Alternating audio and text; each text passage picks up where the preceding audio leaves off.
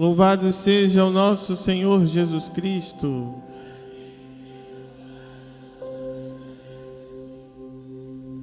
Amados irmãos e irmãs, celebramos hoje a solenidade da Ascensão do Senhor, já nos preparando para encerrarmos o tempo da Páscoa.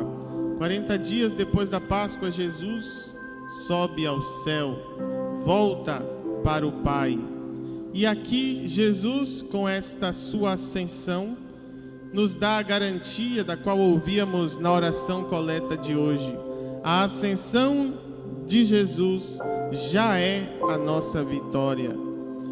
Jesus, que é Deus, que se encarnou em nossa natureza humana para vir a esta terra nos salvar, e ao voltar para o Pai, Ele não volta apenas como Deus, Ele volta com este corpo humano que Ele adquiriu. Então Ele leva a nossa humanidade para Deus. Por isso, a nossa humanidade é vitoriosa.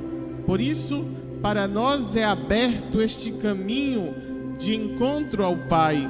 A nossa natureza humana, então, está junto de Deus, graças ao Filho Jesus. E assim Jesus vai inaugurar o tempo da igreja. Nós estamos vivendo este tempo da igreja. Jesus inaugura oficialmente a sua igreja com a sua ascensão, porque agora a sua igreja, a comunidade dos discípulos, vai dar continuidade à sua missão, à sua vida. A igreja, então, é no mundo a continuação histórica da pessoa de Jesus. A igreja torna-se instrumento de salvação. Jesus, quando veio do céu para a terra, não abandonou o céu. Da mesma forma, quando volta para o céu, não abandona a terra. E a sua promessa de que estará conosco até o fim dos tempos se realiza de modo excelso na Eucaristia, mas também na igreja. A igreja, como disse, é a continuação da vida de Jesus. E assim forma o seu corpo místico, corpo do qual São Paulo nos diz hoje que Cristo é a cabeça. Então nós somos o corpo de Cristo que foi para o céu, o corpo físico, mas o corpo místico continua com a igreja. Nós vemos então Jesus se despedindo dos discípulos e dando algumas instruções. No Evangelho de Lucas, nós não vemos o mandato do batismo que Mateus vai trazer neste mesmo fato da ascensão, onde Jesus diz: ide fazer discípulos a todos os povos, batizando-os em nome do Pai e do Filho e do Espírito Santo, mostrando que o batismo ali instituído é para a formação da igreja, para que façamos parte desta igreja que está ali sendo inaugurada. É preciso receber o batismo. Por isso, se alguém aqui não é batizado, lembro que nós estamos com as inscrições para o batismo de adultos. Quem não é batizado não faz parte da igreja, não faz parte do corpo místico de Cristo, porque esta é a condição para que sejamos a sua comunidade, a sua igreja. Ide, batizai, fazei discípulos meus. É a missão da igreja, anunciar a Jesus. E Jesus confia nos apóstolos, confia neles ali, porque dá a eles a missão de continuar a sua vida na igreja, com a igreja, assim como Jesus confia em cada um de nós. Talvez a gente não confie em nós, mas Jesus confia e espera que nós sejamos esta igreja missionária, esta igreja que forma discípulos. E não olhe a igreja como a estrutura distante de você, a igreja que é você batizado, a igreja que sou eu batizado. Somos chamados a fazer sempre memória da pessoa de Cristo, a fazer discípulos, a evangelizar, a ser este sinal de salvação na vida da humanidade. eu e você somos chamados a ser sinal de salvação, porque esta é a missão da igreja, ela é sinal de salvação. E como dizia, Jesus vai dando algumas instruções, além dessa que Mateus traz. Lucas vai já trazer a grande graça, da qual Jesus, ao ir para o céu, promete: o Espírito Santo, o Paráclito. E Jesus vai dizer: olha, permaneçam na cidade até que sejais revestidos da força do alto. Eu enviarei sobre vós aquele que o Pai prometeu. O Espírito Santo, que nós vamos celebrar no próximo domingo, esta descida em Pentecostes. E o que significa permanecer na cidade? Nós vamos ver que depois de Pentecostes, os discípulos vão ganhar o mundo, vão sair destemidos para anunciar, fazendo com que o Evangelho seja espalhado, que a igreja cresça em tantos lugares, que se faça discípulos em tantos lugares. Mas, para que este Espírito seja derramado, é preciso estar juntos. Então, quando Jesus diz: permanecei na cidade, quer dizer, fiquem juntos, não se dispersem, fiquem unidos, pois só quando vocês estiverem unidos é que o Espírito Santo vai descer sobre vocês. Só quando vocês estiverem juntos é que o Espírito Santo virá.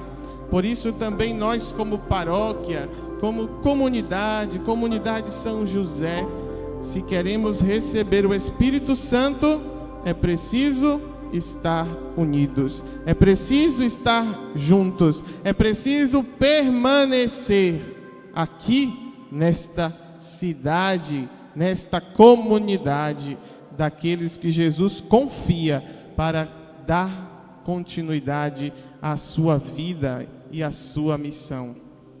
Assim então, irmãos, nós vemos que hoje é uma festa da despedida de Jesus desta terra, mas ao mesmo tempo a festa da sua permanência histórica, da sua permanência mística no meio de nós, porque compreendemos a igreja como algo visível, mas também a igreja como algo místico.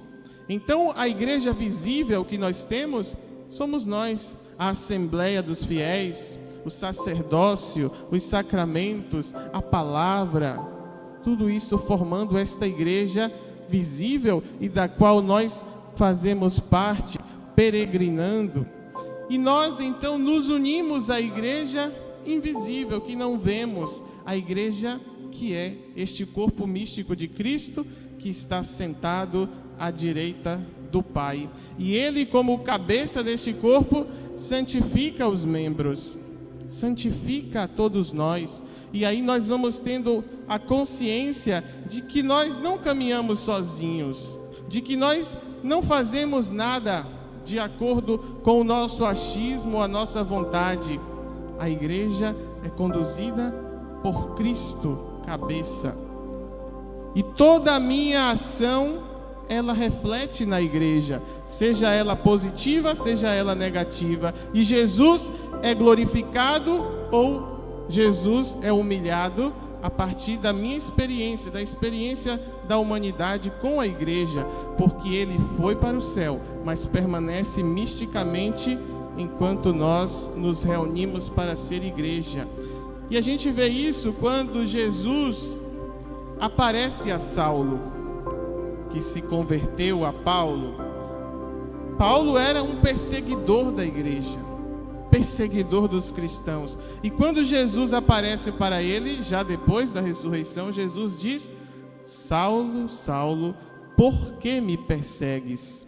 Jesus se identifica com a igreja é ele é a igreja, ele é a cabeça, nós somos os membros. Por isso os sofrimentos que a igreja sofre são sofrimentos que o próprio Cristo sofre. E nós contribuímos muitas vezes com estes sofrimentos da igreja, com o nosso pecado.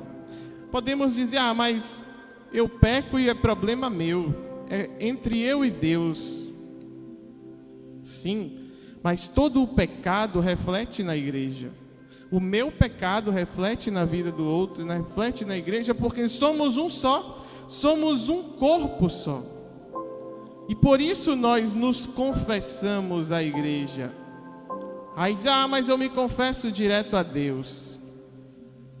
A confissão, ela é uma reconciliação primeiro com a igreja.